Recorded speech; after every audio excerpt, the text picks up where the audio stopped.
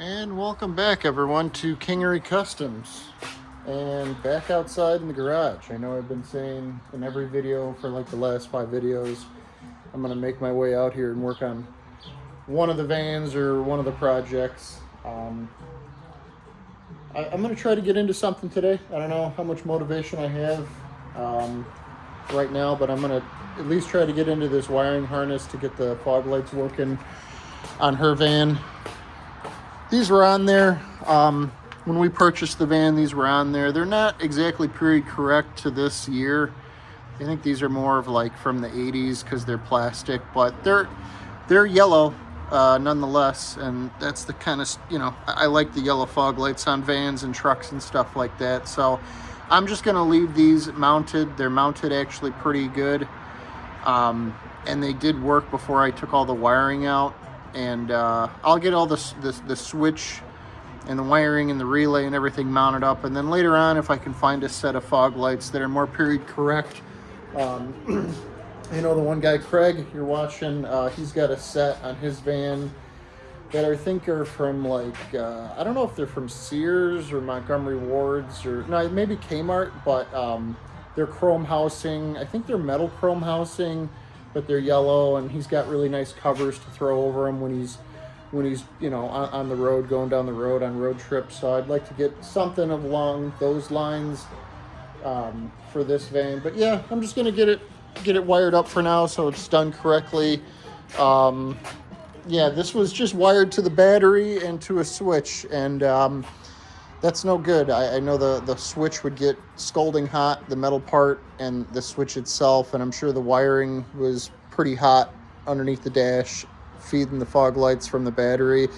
So I'm not really the best with wiring, but I know you're supposed to put a relay in for fog lights. Maybe it's not as necessary with the LED stuff because they don't draw as much power, but with these old setups, you need a relay to kind of take the power down, I guess. Like I said, I'm not the best with wiring, let alone the terminology. But this kit, if you're looking for it, Painless wiring accessories. This is the part number for it.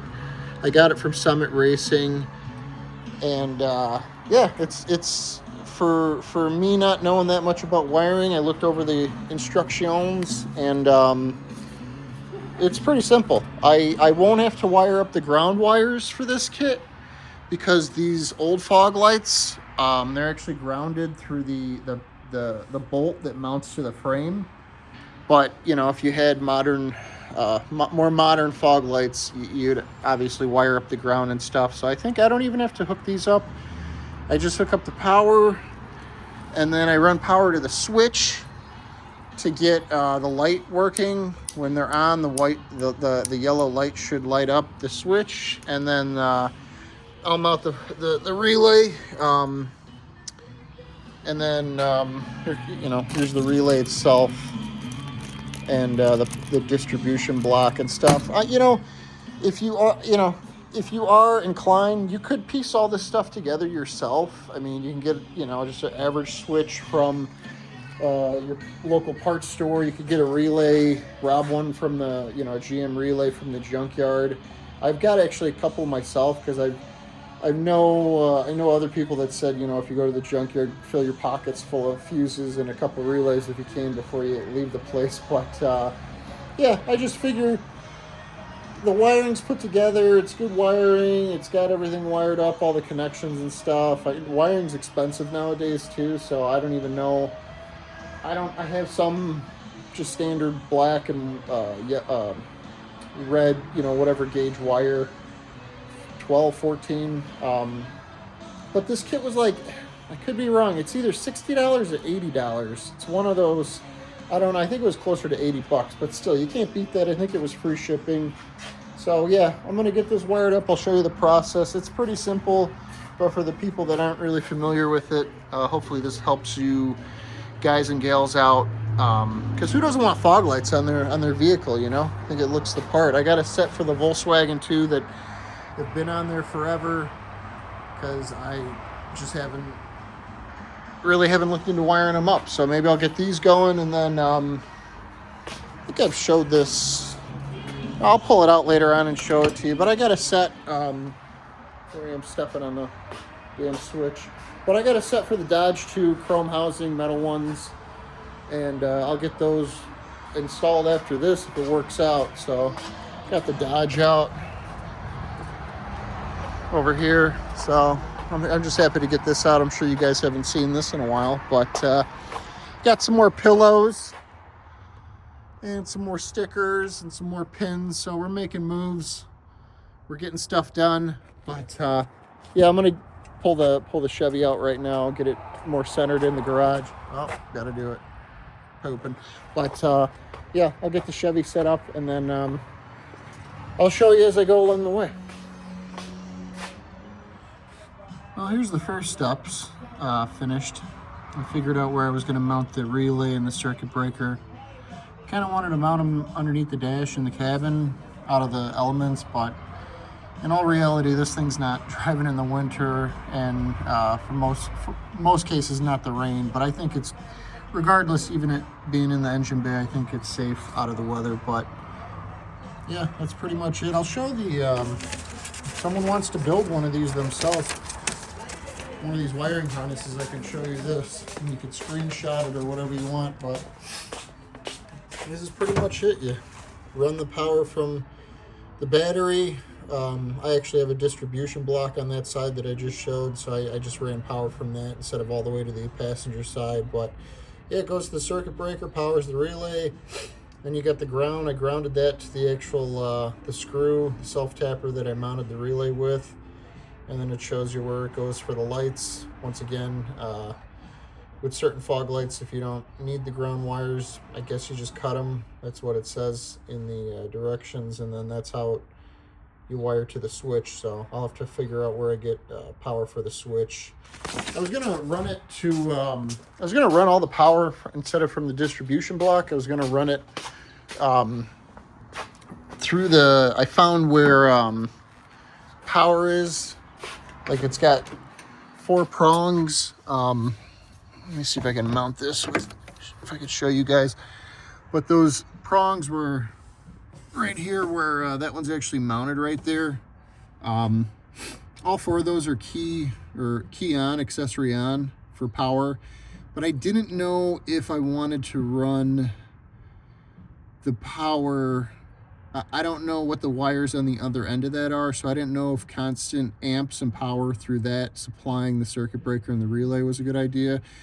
I'm pretty sure you could if you wanted to, but it worked out good enough. So I'm going to run the wires, a couple wires. I'll probably run power off of one of those for just the light and the switch. That should be fine.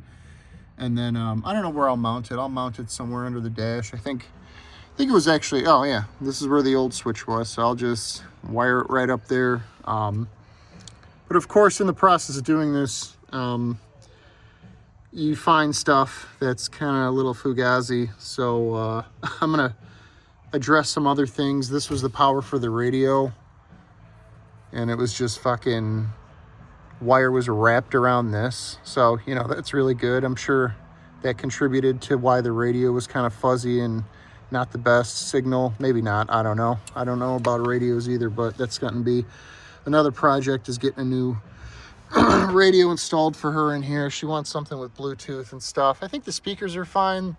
Can't really see in here. They're kind of modern speakers, so I want to get some covers for them. I think my one friend Nick actually gave me some covers. I'll have to see if I can fit those over those when time comes. But yeah, I unhooked the CB too, because once again, that was just fucking wrapped around this thing with the radio, with this wire. So I'll have to do that. That's another thing. I want to get a different CB radio for hers. This one's just too confusing. It's got too many buttons. I don't know. A lot of you guys got experience with CBs. I have the one in mine I bought. It was new old stock, and it's got like 3 buttons. You know, it's got like the volume, the mic gain, and Dynamic too, Dyna. So I want to get something more simple. I think I actually have one I'm going to throw in here that's once again just 2 or 3 buttons, but I unhooked the power for this to where it was going into the fuse block, because she doesn't need it right now. And yeah, I gotta find, there's a couple other wires. Like, I'm not really sure where this one goes to. I kind of chased it up behind the dash, but I think that goes to the radio too. Oh, there goes my light. But yeah, I'm gonna keep going with this. I'm gonna keep going with this, and I guess run the switch now, and then I'll hook up the fog lights, and hopefully it works. So I got the switch bezel and the switch installed. I ran the wiring through the firewall and grounded it to the firewall. I tried to make a little wiring harness as far as like zip tying all three of those wires together.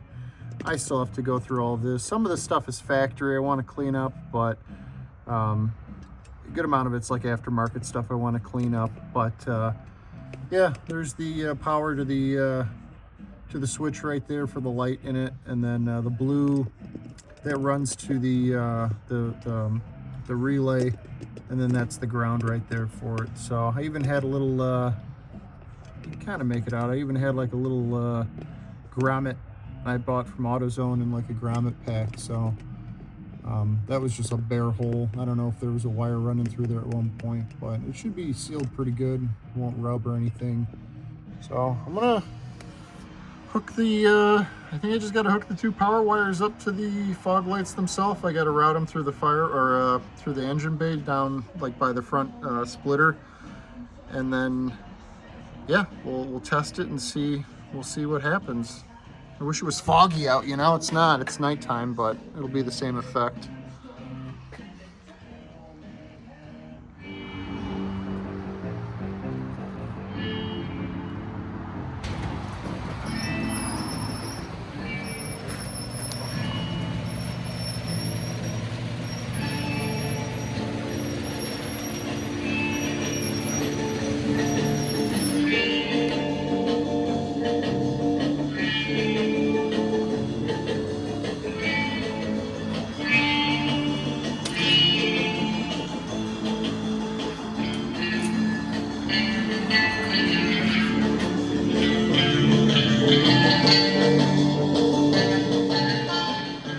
Well, that is it. They are done. Luckily, with my lack of knowledge about wiring, I was able to figure it out. I'll say if you guys are wiring up some fog lights, definitely get that kit. I'll throw the number on the description, the part number. But there it is. That's the switch. When the light's on, they're on. When it's off, they're off. So it was really easy. I wish I would have, when I cut the old wiring off a while ago for the fog lights, just to get rid of the kind of shitty wiring that was there to begin with. I cut it a little close to the fog lights behind the splitter, but yeah, I made it work. It turned out good, so I'm happy that's done. And just one more thing off the long list of things to do on this van. I want to get the ones I bought a while ago installed in my Dodge now that I know how to do it. This is so simple. And it's a great kit. It came with a whole bunch of wiring. Like, honestly, like, I have a little bit of wiring already, but I got a bucket full of wires now, which is kind of nice. That's just good business. But yeah, all the wires are good. They're not like burning hot or anything, or the switch isn't hot, so this should be ready to roll. It just makes the van at night, the front of it. But yeah, that's gonna wrap up this one. Like I said, I'll throw that, probably saw it in the one clip, but I'll throw the part number for the wiring harness. And yeah, I'm not sure what the next one will be. I'm still working on models, even though it's kind of getting warm out. And I'll probably throw up I just started another one, a Mini Cooper actually. So if you're into that, I'll throw another video up of that. But I'm gonna try to get out here. I'm gonna try to get out here like 2 or 3 times a week and just get stuff done, even if it's small knicky-knack shit. I gotta get going on stuff. So until the next one, like, comment, subscribe, and I'll check you later.